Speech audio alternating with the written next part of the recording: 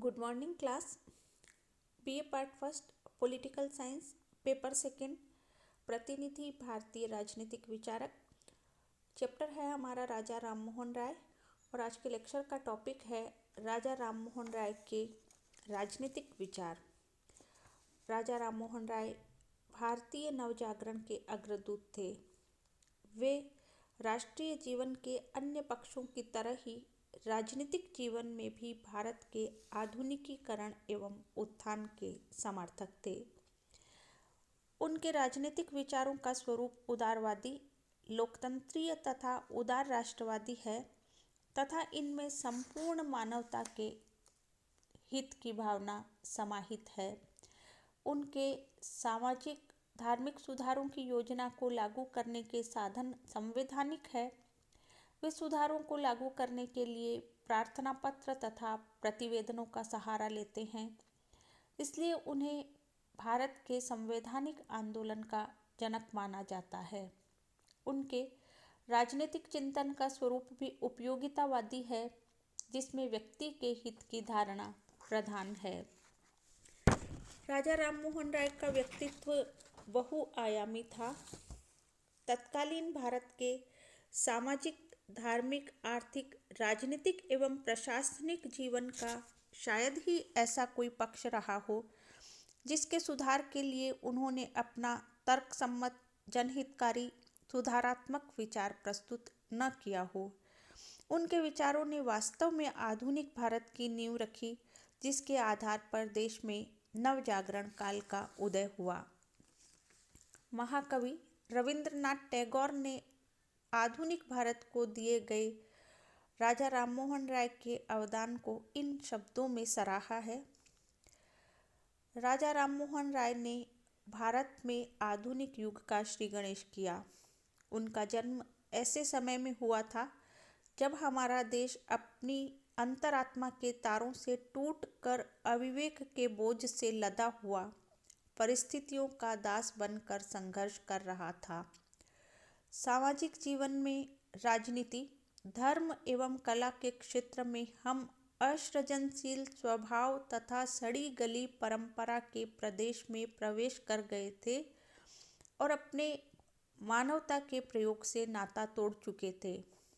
अपने व्यक्तित्व की गतिशील शक्ति तथा स्वतंत्रता के प्रति अटल चेतना के माध्यम से उन्होंने हमारे राष्ट्रीय अहम को सृजनात्मक प्रयासों से जीवन शक्ति प्रदान की और उसे आत्मसिद्धि के दुष्कर साहसिक कार्य के मार्ग पर चला दिया।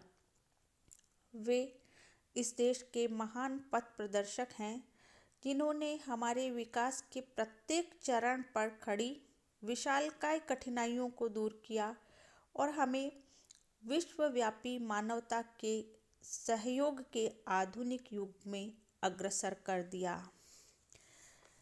अब देखते हैं राजा राममोहन राय के प्रमुख राजनीतिक विचार। फर्स्ट पॉइंट है व्यक्तिक एवं राष्ट्रीय स्वतंत्रता का समर्थन। राजा राममोहन राय व्यक्ति की स्वतंत्रता में अगाध विश्वास रखने वाले थे। उन्होंने लॉक, ग्रोशियस, थॉमस पेन की भांति प्राकृतिक अधिकारों की पवित्रता को स्वीकार किया। पाश्चात्य राजनीतिक चिंतन के विद्यार्थी भली भांति जानते हैं कि व्यक्ति की स्वतंत्रता का प्रबल समर्थन John Locke, Thomas pen, John Stuart Mill, Montesquieu और ग्रोशियस जैसे विचारकों द्वारा किया गया। आधुनिक भारत में स्वतंत्रता की व्याख्या उसका व्यक्ति और समाज के लिए महत्व तथा उसके प्रकारों की व्याख्या करने का कार्य राजा राममोहन राय द्वारा किया गया। व्यक्तिगत स्वतंत्रता और प्राकृतिक अधिकारों के प्रबल समर्थक होने के साथ साथ सामाजिक उपयोगिता तथा सामूहिक मानव कल्याण में भी उनकी गहरी आस्था थी। अधिकारों और स्वतंत्रता के व्यक्तिवादी सिद्धांत के समर्थक होते हुए भी उन्होंने आग्रह किया कि राज्य को समाज सुधार तथा शैक्षणिक पुनर्निर्माण के लिए कानून बनाना चाहिए। वैयक्तिक स्वतंत्रता के महान समर्थक होते हुए भी राज्य के कार्यक्षेत्र के संबंध में राममोहन राय के विचार उदारतापूर्ण थे। वे चाहते थे कि राज्य को कमजोर, निर्बल तथा असहाय व्यक्तियों की रक्षा करनी चाहिए। राज्य का कर्तव्य है कि वह जनता की सामाजिक, सांस्कृतिक, नैतिक और राजनीतिक दशाओं में सुधार के लिए प्रयत्न करे। वे प्रत्येक स्थिति और प्रत्येक मूल्य पर व्यक्ति की गरिमा की रक्षा के पोषक थे और स्वतंत्रता, अधिकार, न्याय, अवसर आदि राजनीतिक वरदानों को सर्वोच्च मानते थे और वे चाहते थे कि ये वरदान हर व्यक्ति को सुलभ हों। उनके समस्त चिंतन में व्यक्ति और राज्य एक दूसरे के पूरक थे, विरुद्ध नहीं। व्यक्ति की स्वतंत्रता और व्यक्ति तथा राज्य के आपसी संबंध विषयक उनके राजनीतिक दृष्टिकोण में आदर्शवादिता और व्यवहारिकता का समन्वय है। राय न केवल भारत वरन विश्व के सभी राष्ट्रों की स्वतंत्रता से सहानुभूति रखते थे। यद्यपि राय किन्हीं कारणों से भारत में ब्रिटिश शासन के अस्थायी रूप से समर्थक थे, परंतु सामान्य रूप से वे यूरोप एवं एशिया के सभी राष्ट्रों की पूर्ण स्वतंत्रता के समर्थक थे। उनके चिंतन और कार्यों ने भारत राष्ट्र को स्वराज्य के मार्ग पर आगे बढ़ाने में प्रत्यक्ष नहीं वरन परोक्ष योगदान दिया। अपने चिंतन और कार्यों के माध्यम से उन्होंने बौद्धिक जागृति पैदा की, व्यक्ति में मन और मस्तिष्क की उदारता उत्पन्न की, धार्मिक और सामाजिक पुनर्जागरण को जन्म दिया और यह मार्ग भविष्य में निश्चित रूप से स्वतंत्रता की ओर ले जाने वाला था। सेकंड पॉइंट है प्रेस एवं अभिव्यक्ति की स्वतंत्रता का समर्थन।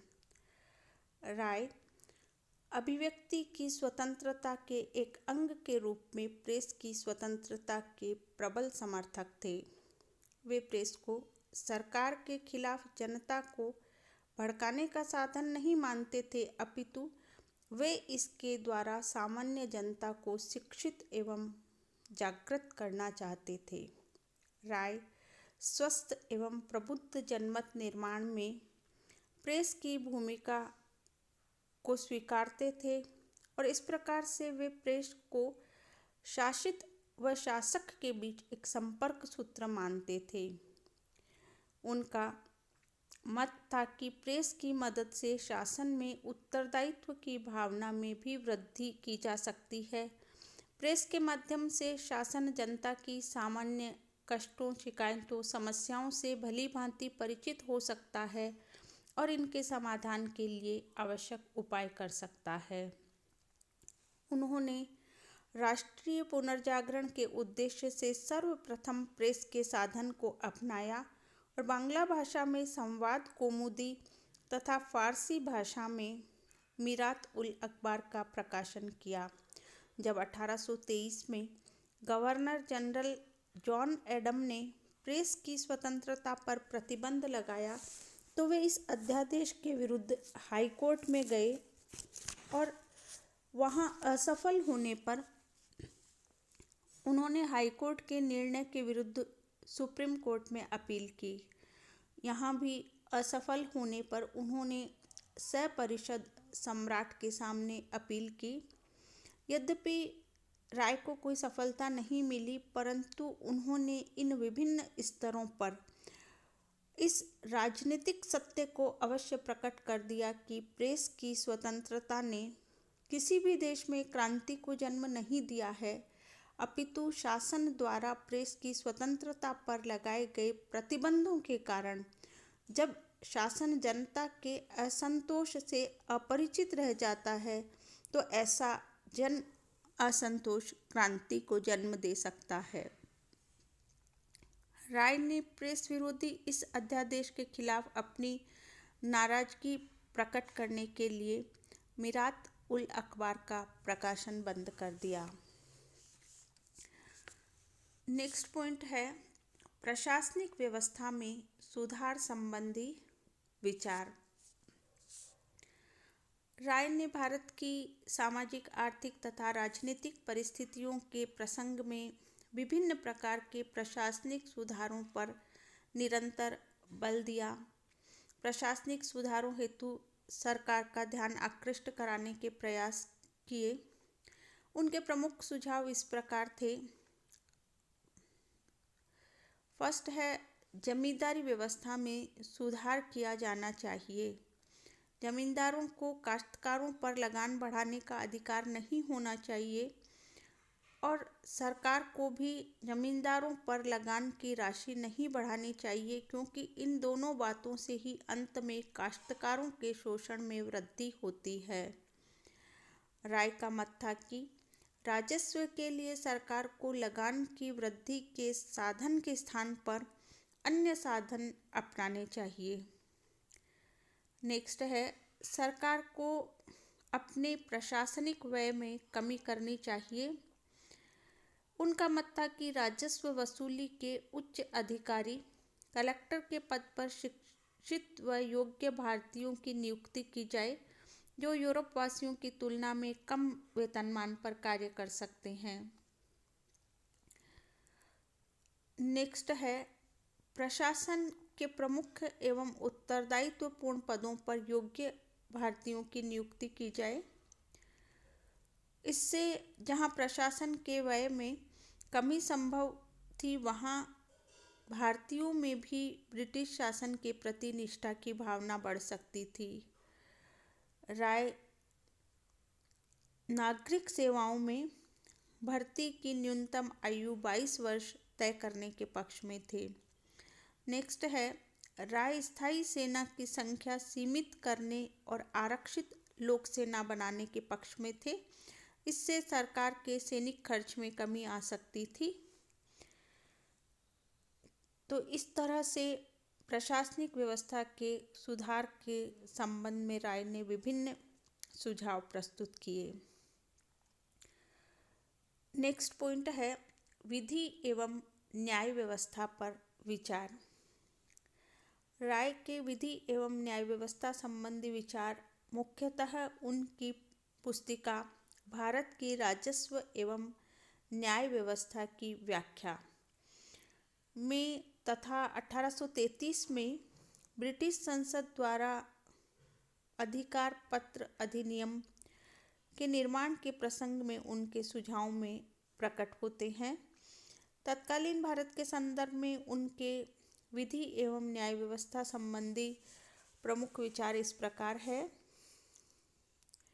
भारत के लिए कानून निर्माण का कार्य ब्रिटिश संसद द्वारा किया जाना चाहिए, क्योंकि उसे ही भारत की व्यवस्थापिका के रूप में कार्य करने का अधिकार है।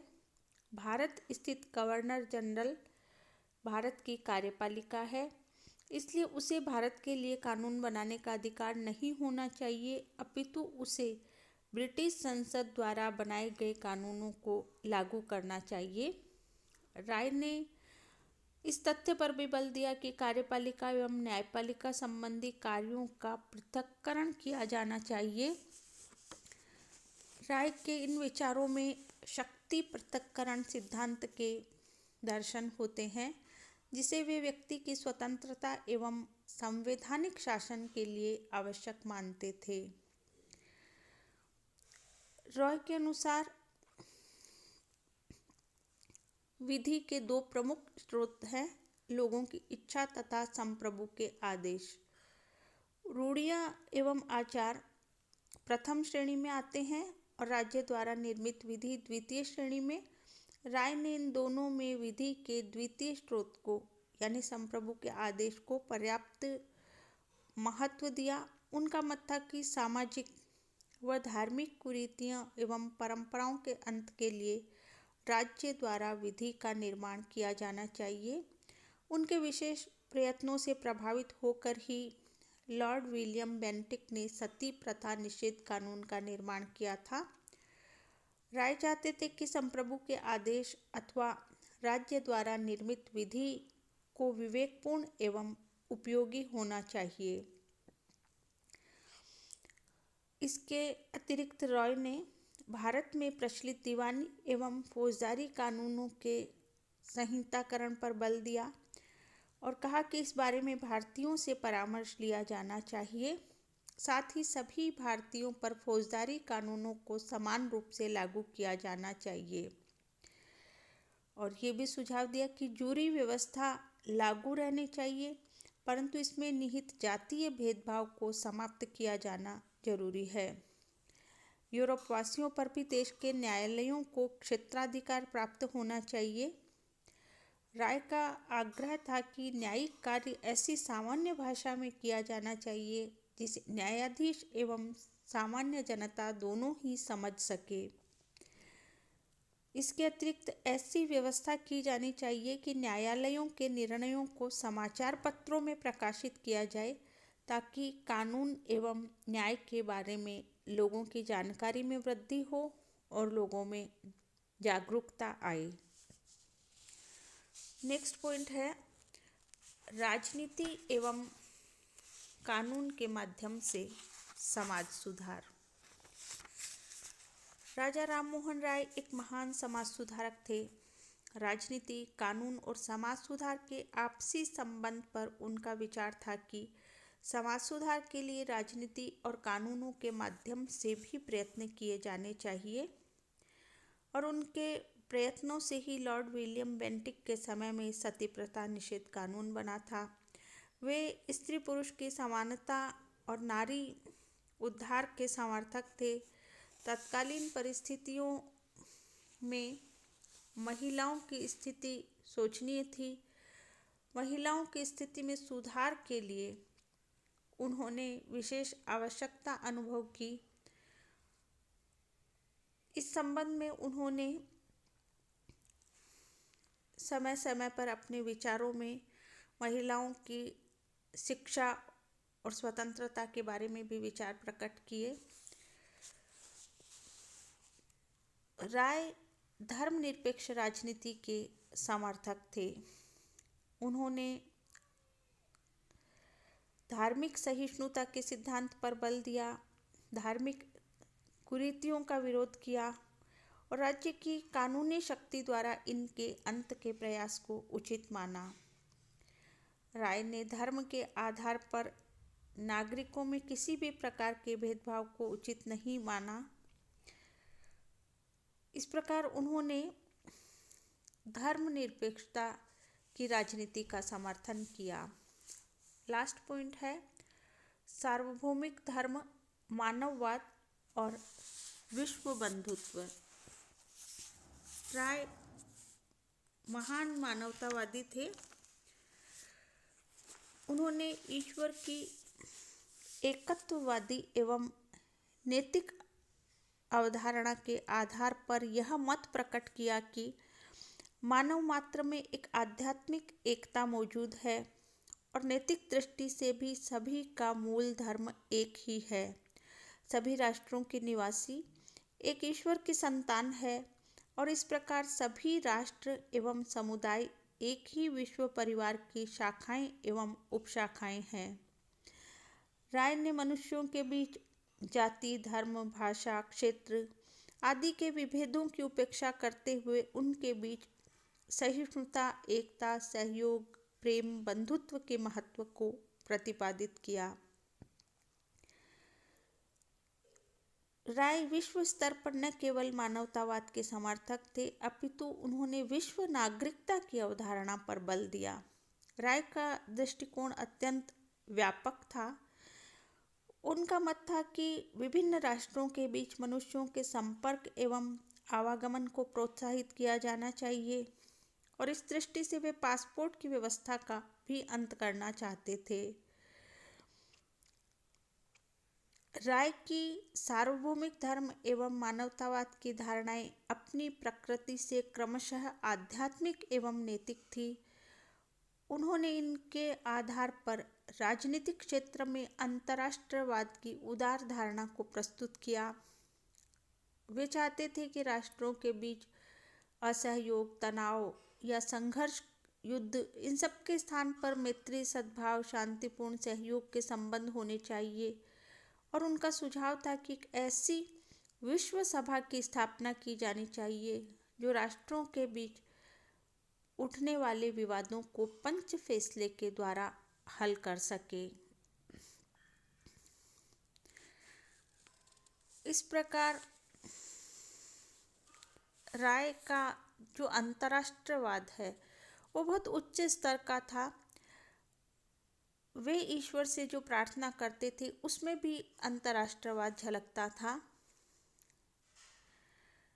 परमात्मा धर्म को ऐसा बना दे जो मनुष्य और मनुष्य के बीच भेदों और घृणा को नष्ट करने वाला हो और मानव जाति की एकता तथा शांति का प्रेरक हो। राय के चिंतन के समन्वयवादी व उदार पक्षों का उल्लेख करते हुए बिपिन चंद्र पाल ने कहा, समष्टि व व्यष्टि, ईश्वर व मनुष्य, मानवता व राष्ट्रीयता, समुदायवाद व व्यक्तिवाद के मध्य अनिवार्य तादात्म्य राममोहन राय के चिंतन का केंद्रीय तत्व है। इसी के साथ आज के लिए इतना ही। धन्यवाद।